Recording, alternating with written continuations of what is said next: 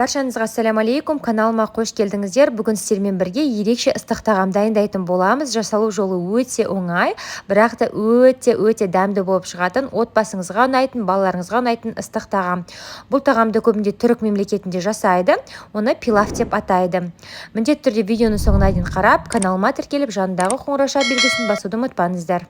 Бізде осындай вермишель керек болады, қатты жуан емес, осындай жіңішке түрін таңдап аласыздар. Менде мына жерде 160 грамм вермишель.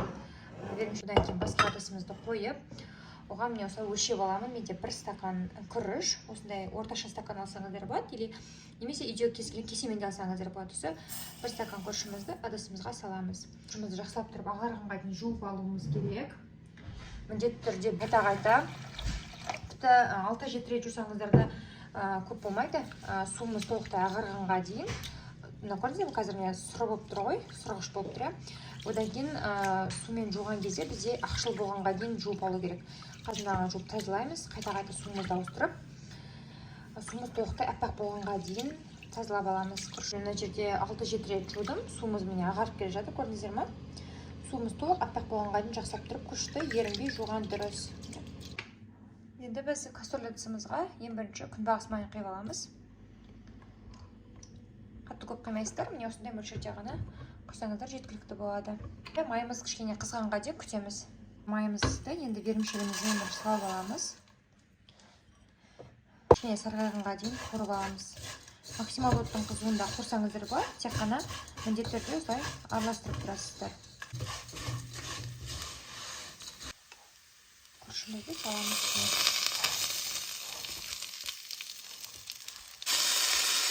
Араластырып аламыз.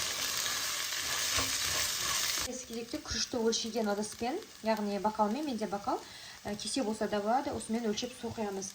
Менде 1 кесе күрішке 1,5 кесе су құям. 1 стакан, 1,5 стакан, 1,5 кесе болады. Бәрін келісіп жібереміз. Су құйғаннан кейін үстіне тұз саламыз. Кішкене ғана, осы міне жеткілікті. Бетін жауамыз. Бізде қазір міне суымыз қатты қайнап жатыр. Қатты қайнағаннан кейін дереу астын баяу отқа қоямыз. Менде максималды оттың қызуы 3. Қазір 1-ге қойып пісіретін болам. Менде күріші мен вермишель екеуі шамамен 12-15 минут шамасында пісті. Енді біздің гарниріміз піскенше тартылған етпен жұмыс жасаймыз. Тартылған етімізді дайындап алдым. Менде кішкене тартылған етім, яғни фаршы майлау болып тұр. Сондықтан мен ешқандай да май құймаймын. Егер сіздің фарштарыңыз майы аз болса, еттің өзінде, онда кішкене күнбағыс майын құйсаңыздар болады. Дәміне қарай тұз қосамын. Қатты қоспаймын, шамамен 1 шай қасықтай ғана болды. Толтырылмаған 1 шай қасық. Бізде 30 грамм ұн құрғақ. 1 жұмыртқа қосам. Қысып араластыру керек. Енді кішкентай көлемде осылай міне фрикаделька дайындаймыз.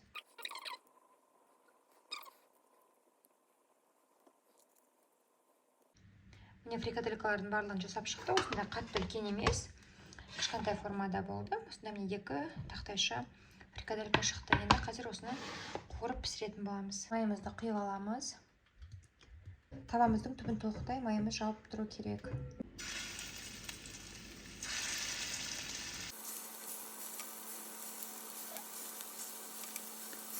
Енді біз барлық фрикаделькамызды орташа оттың қызуында, осылай сарғайғанға дейін барлық бетін аударып, пісіріп аламыз. Міне біздің тағамымыз барлығы толықтай пісті. Енді әдемілеп дастарханға ұсынсақ болады. Осындай міне тереңдеу келген ыдыс керек болады. Осылайынан салып, үстінен басасыздар, міндетті түрде нығыз болу керек. Енді үстіне тарелкамыз осылайынан қойып, тер шақ бетіне аударамыз. Осылайынан алып тастайсыздар. Егер де формаңыз болмаса, осылай кесемен, басқа да тарелкалармен осылай жасасаңыздар болады. Енді қасына фрикаделькаларымызды саламыз. Қараңыздар, біздің ыстық тағамыз дайын болды. Қараңыздар, қандай күшті рассыпчатый болып піскен, арасы мүлдем жабыспаған, әдемі болып піседі. Міндетті түрде осы ыстық тағамды дайындап көріңіздер. Және де видео ұнаған болса, каналыма тіркеліп, жанындағы қоңырау белгісін басуды ұмытпаңыздар. Сол кезде каналыма шыққан рецепті ең алғаш болып көретін боласыздар. Және де каналымда бұдан да басқа көптеген пайдалы рецепттер бар.